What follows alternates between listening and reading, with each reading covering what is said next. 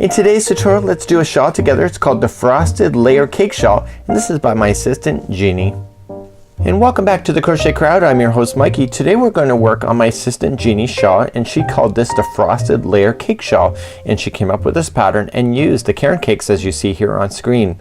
Now the colors that you saw within her model here is the colors as they come out of the yarn ball. So there's no doctoring of colors. So as the colors change, she just kept on going and it creates the amazing shawl that she used. So it uses 2.5 of these Caron Cakes just like you see here. And you will also need a 5.5mm size eye crochet hook in order to play. Also you're going to need one little stitch marker, which could be spare yarn or stitch markers, whatever you prefer. So let's get started on her pattern today. So let's get started on today's pattern and create a slip knot. This is classified as easy, and of course if I'm going too fast there are slower tutorials available, but you also can slow down the video with slow motion as well. So let's begin with the slip knot. Remember that never counts as one and we need to chain 4. So we're gonna go 1, 2, 3 and 4, and let's stop and let's begin to work on the rest of this. So what I want to do now is that I want to go to the very first chain that we started right where I'm pinching right down here, and I want to do 8 double crochets in there. So I just want to wrap the hook and going into that same chain I want to put 8 into this one. This will create a triangle looking shape. So let's count those together. So it was 1 and 2, 3,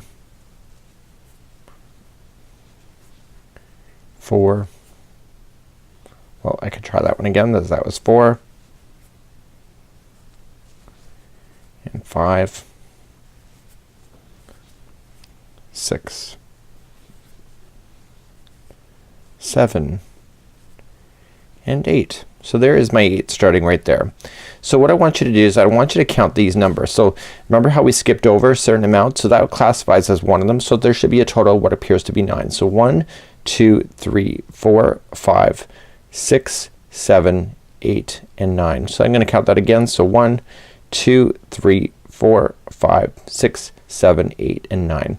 So with that chaining of 4 that you started with and the 8 that was right in the center, that gives you a total of 9. So you need an odd number in order to make this happen. So let's move along and we're gonna place a stitch marker. So we're gonna go into the 5th one. So right from the very first one. So go 1, 2, 3, 4 and 5. Place your hook in to the top of the stitch, and what we're doing is we're locating the very center of this so that we can keep an eye on where this is. So we're just gonna pull it through. It's just gonna hold there, and you're gonna know that this is the center point of your shawl each and every time, and we're gonna move that up as we go. So let's put your hook back in, let's turn our work, and let's go for row number 2. So let's begin row number 2, and this is classified as the right side. So we're gonna start seeing texture happen here. So let's begin. We're going to start off right where we are and we're going to chain 4. This counts as a double crochet, so the chaining of 3 right there was a double crochet. Add one more, which is your chain 4. Okay, that counts as a double crochet and chain 1. We're gonna come back down into the same stitch right here and we're gonna double crochet. So right every time you're on an edge, just like so, it's gonna appear like there's a gapping space, which is what it should be. So the next one is going to be, next stitch is 1 double crochet, just like this, and then the next one stitch is going to be a front post double crochet. So right down into this post, wrap that hook going into the side of the post and out the other side, and you're gonna double crochet. So that's a front post double crochet. Here comes your texture right there, and the next one is gonna be 1 double crochet like this. Now the next one that is marked, that's where we need to keep an eye on. So the next one that is marked, before we get there we have to chain 1 first. So we have to compensate for it to be opening up. So this is what we're doing at this point. You're gonna double crochet right where you've done the other one. Okay, just like there. And then before you can move down to the other side of the triangle, you have to chain 1 first and then move down. So what you do on one side you're gonna do on the other. So you see the other side was a double crochet in the next one. So we're just gonna do this one as a double crochet. And then if you look to the other side, the next one was a front post double crochet. So I'm just trying to get you to look to the other side to create a mirror image, but you can also count out your stitches too. And then the next 2 here are going to be 1 double crochet each like this. So that one plus the turning chain, but the turning chain has something a little bit extra for you, and so not only is there 1 double crochet in there, but you're gonna chain 1 and double crochet back into there. and that was just like you had started on the other side with the chaining of 4 and then 1 double crochet into the same one. So you should have what appears to be a triangle still. So let's move along to row number 3. Now before I move up into the row number 3, what I want to do is that, see the stitch marker here? I want to move it up to the center. So if it were me and I were you, in time you would not have to move that up because you'll be able to recognize it. So it's the middle one, just like you see here. Okay, so you want to move up and you want to get to that middle one that's popping out. See that? Just follow it straight up, and I want you to move that stitch marker up so you can identify it next time. It gets easier to be able to identify it as you get more experience. So let's start. We want to chain 4, which counts as a 1 double crochet and chain 1. So 1, 2, 3, and 4. Coming into the exact same stitch right where you were is you're going to do a double crochet. So it's right in the top there, and we want to pay attention to that because you have a chain 1 space here. So what you need to do for this row here is that we need to fill in all of these spaces, including this first chain 1 space. So fill that space in with another double crochet, and you're going to double crochet yourself here into the next 4. So you can count your stitches, or you can just look for the signs once you get used to this pattern. So that was 1, 2, 3, and 4. Now here's where it's going to vary. So you have a chain 1 space, a double crochet which is your center, and a chain 1 space and another double crochet over here. So right here what we want to do here is that we want to kind of mimic what we've already done before. So you see that you got 3 double crochets, they had a chain 1 space. So in the chain 1 space this time is going to be a double crochet, chain 1, come into the middle one which will be the center. If you want to move the stitch marker up after this point you can, followed by a chain 1, and then come into the other side which is chain 1 space, and you're going to double crochet like that. Now you're going to just move across to the other side, and it's all just straight double crochet to here, to the other side, except for when we get too close to the edge.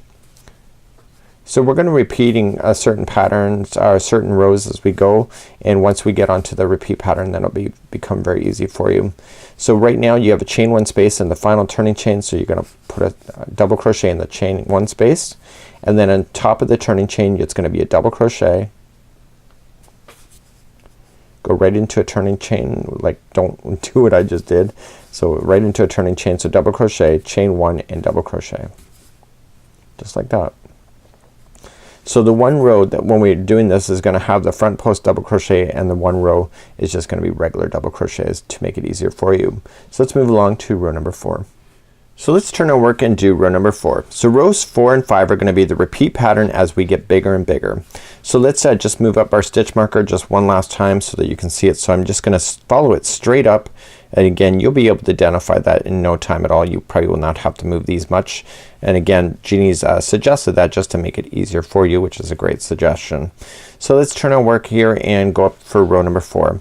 So row number 4 we're going to play with the front post double crochets again, and then in row number 5 we're just back to double crochets in order to keep this pattern moving along. So we had a front post double crochet here in row number 2 just like here, and this time we're going to bring it back. So you have one here, but now we got to establish it once again and put more in. So to do that it's just going to be very simple. So row number 4, so we're going to chain up 4, which is your double crochet and chain 1, just like that, and you're going to double crochet into that same stitch right at the top. So you already know how to do that, just like that. So now she's asking us to put in a double crochet in the next chain 1 space, so just right in the chain 1 space, and now we're gonna start doing our front post double crochet. So it's very simple what she has. So the next one is a front post double crochet, and then the next stitch here is just a double crochet, just like that. The next one is a front post double crochet. Are you getting it? Isn't that easy?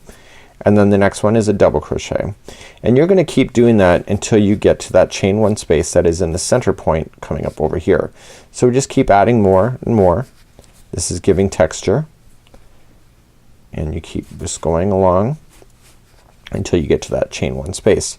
So the final one right before the chain 1 space is gonna be a front post double crochet. So just like we had before, so the first chain 1 space it's going to be a double crochet, chain 1, you're gonna come to the middle one, okay, where it's marked. If you can identify, great. And then chain 1, come to the other chain 1 space on the other side and do a double crochet. So now you're gonna move down to the other side of the shawl. So you got a mirror. So remember the last one here was a front post double crochet, so this means this one has to be a front post double crochet to begin, to keep it even. So a front post double crochet, the next one is a, that's right, it's a double crochet, the next one's a front post. So it's just every other one is the other stitch. And you keep working yourself down the side until you get to that chain 1 space near the end. Just like that. So the last one then, just like so, is just gonna be quite easy. So right now when we go to look at it, right now you see that there's 3 stitches in the very end. So you right into the side, here and here. So do you see that there's 3? So when I go to look at it here, the last few stitches are going to be different than what is on the other side. So here is the 2 that are belonging together. The first one there is going to be a front post double crochet as you finish. Okay, so now in the chain 1 space you're going to put in a double crochet, and then in the turning chain right here you'll put a double crochet again, chain 1 and double crochet. Just like that. So when you look at it, see you got 3 here and then a front post double crochet, just like you had 3 on this side and then a front post double crochet. Let's move along. I'm going to show you this repeat pattern once again later on, but let's turn our work and let's do row number 5 together. So row number 5 is the easy row of them all. So and we're gonna do this every other row. So you're gonna chain up 4, which counts as your double crochet and chain 1, and coming into the same one. Just like there. So you've just now created that new gapping space that you will use later, and right here is a gapping space here, and you're gonna fill that in with the double crochet. That's a chain 1 space there, and now you're just gonna do double crochets all the way to the center point again, and let's keep on going. I never moved up the stitch marker last time. I should have, just for tutorial reasons, but I'm hoping that you can identify it. So this one is just a matter of filling all of them in with double crochets all the way back to the point. Okay, so you keep on going, so right into the last one here, and then the next one is a chain 1 space. So here's chain 1 space, here's the middle, another chain 1 space. So in the chain 1 space it's gonna be a double crochet followed by chain 1, come into the middle one, that's a double crochet followed by a chain 1, and then into the other chain 1 space is a double crochet. So you're just gonna move down then, just following along. Every stitch is just gonna get a double crochet right into the near to the end, and we just want to watch that on the other side. I am going to show you how to do number 4 once again, because you're just gonna keep repeating this pattern until you get to the size that you would prefer, and those instructions are on there on the pattern on how big she got it as well. I'm also going to make sure that we finish on row number 4, she states, and then the row number 4 is the one with the front post double crochet, so that gives you an indication. So you can finish at any time, make it as big or small as you want to, just make sure you finish it on row number 4. So coming near to the end, so here is the last stitch here. There is still a chain 1 space. We're gonna fill that in, and in the turning chain we're gonna place in a double crochet, chain 1 and double crochet, just like you see here. Okay, so let's begin again, and I'm gonna show you row number 4 once again. So as we go for row number 4, the only difference is that it's bigger. Okay, so that it's longer here on both sides. Therefore there's gonna be more front post double crochets in order to work with. So let's begin. We're gonna chain up 4. Remember that's a double crochet and chaining of chain 1. Coming into the same stitch right below into that same one is a double crochet. You're gonna feed this chain 1 space with the double crochet again, and now we're going to begin doing those front posts again. So immediately in the one that starts right after is a front post double crochet, and then we're gonna do a double into the next and front.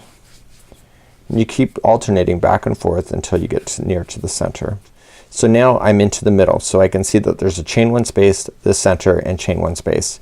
So right now this is I finished off with the front post double crochet, which is right, and the first chain 1 space is gonna be a double crochet, chain 1, double crochet into the middle one like so, then chain 1 and double crochet into the next chain 1 space. So as you start this side, the first one is a front post double crochet, and then you keep alternating back and forth. I think the color has just changed on my yarn ball as well, which is kind of neat. So it's now I think more blue. It's hard to tell in this lighting. The lighting is exceptionally bright here at the studio. So I'm just alternating as I hit the other side.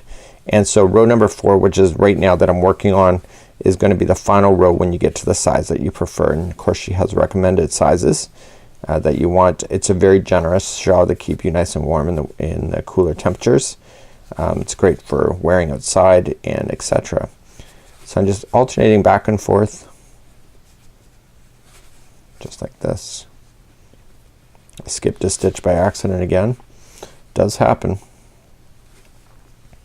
And how I know that is that this last stitch before it goes to this one, so this one right here, should be a front post double crochet. So now in the chain 1 space I'm going to place in a double crochet, and then in the turning chain itself it's going to be a double crochet. I want to go right into the chain, not to a gap space. Going to be double crochet, chain 1 and double crochet. So now you're just going to go back to row number 5, and row number 5 is just very simple. It's just double crochets all the way across. Watch out for that middle part, and then you'll come out back to the other side and then finish off, and then you'll be back to doing row number 4 once again, which is all the texture. So here's what it looks like on the back. It's very simple on the back. The other side has texture. So you're just going to keep going to the size you want, and I'm going to show you how to do her trim next. So once you get to the desired size that you want, you have to finish on row number 4. So you can see the texture is in front of me. So I want to turn my work, and what we're going to do is that we're going to work up along the side, okay, and come across and then along the bottom just like so. So to begin to do the edging then, very simple. It's just chain 1 and 1 single crochet into the beginning, and she's asking for a single crochet then into the chain 1 space just like you see here. Okay, and then single crochet into sorry, now we have to do a chain 2. So we single crocheted in the first one, we single crocheted into the chain 1 space, and now we chain 2. So she says single crochet into the next 2 stitches, so let's just go into the next 2. So 1 and 2, and then she says to chain 2 again, so 1 and 2, and then single crochet in the next 2 chains. So you're not skipping anything on the row, but what it's doing is it's creating some pivoting kind of ideas. So 1 and 2, and then go to the next one just like this. So the next 2 are like that, so chain 2, and you're gonna work along the sides doing that until you get to the middle point, and I'll show you what to do at the middle. So let me bring you back to the middle point, and I'll show you what to do from that point. So as you get close to the middle, you're just gonna follow the pattern as it turns around into the point. Okay, so the next, so it's chain 2, and then the next 2 here are just going to be single crochets. So here's a chain 1 space, and what I want to do is that I want to make sure that I'm operating this properly in order to do the corner. So what I want to do at that point is that I want to single crochet into each one of these 3. So into a space, into the middle,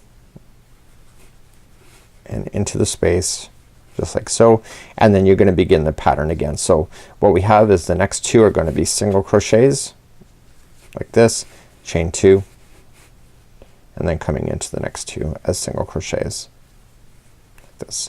So it kind of wheels around the bottom just like that, and then it picks up once again of doing the same concept. So let me meet you onto the other side, and then we'll do the base together, which is the starting point that we had on the other side, and that's what we're going to do. So as we come out to the final side, on this side over here, we're just continuing the pattern as we were before. So we're just going to carry it right to the single crochet, or to the chain 1 space, and then right to the very top. So now what we're going to do is that we're going to work ourselves along the top as she says it, and so we're going to turn it over. So here's what it kind of looks like at this moment. I've just here the base, so this your shoulders up here, this is the base. Obviously it'll be a lot bigger. So now we're going to work along the top edge just like this. So let's begin that. So right now she's telling us to do some single crochets into each row. So the rows come up, and you'll see that they are at the tops here. So what she's asking us to do to begin is that we're going to single crochet into right into the very first one right here. Okay, So we're just gonna come into there, and we've already kind of done it when we finished off the last one. So we're gonna just go right into the top, just like here, to a side post, chain 2, and then come to the next one over here, okay, and then chain 2, and then come into the next row, chain 2, and chain 2 after that, and you keep working yourself all the way across like that. So chain 2,